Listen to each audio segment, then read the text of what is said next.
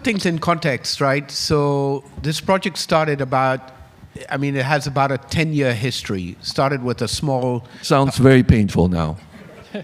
10 years, okay. Started with a small Thai developer called Impact Electronics. They brought in Mitsubishi Corp, and then subsequently AC Energy, part of the Ayala Group, and Banchak. So first of all, to get a project of this size done, you need quality sponsors that have a long and experienced track record. But yes, to your point, this was cross-border, Laos to Vietnam. Laos has a history of selling their hydro power to Thailand, but Thailand's got enough of its power, so now there was an opportunity to sell to Vietnam, which continues to grow. And this is in the context of where a lot of people felt that the PPA in Vietnam was unbankable.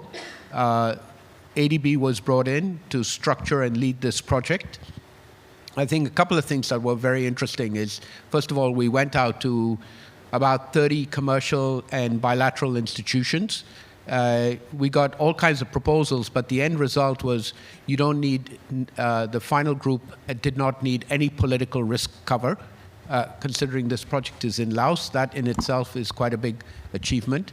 The other big issue is that many people have heard that there's curtailment risk issues in Vietnam, and we structured a $60 million blended finance package, which really addressed, rather than blended finance, many people think about blended finance as cheaper money. We used blended finance really to mitigate curtailment risk and to provide a buffer, which then attracted, so ADB provided $100 million, but what was more important is we raised money from international commercial banks, Thai banks, and other bilaterals, and mobilized $600 million of co-financing. So I think that's quite an achievement. And maybe the way I'd like to end is, yes, I think we should all be thinking more about these kind of cross-border investments.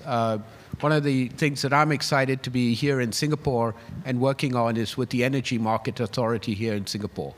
And they are talking about importing 30% of their renewable energy from neighboring countries.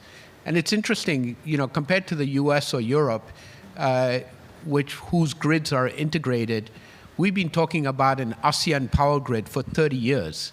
And I think really the future should be all about finding ways there is an abundance of renewable energy in certain countries, Indonesia being one of the key ones.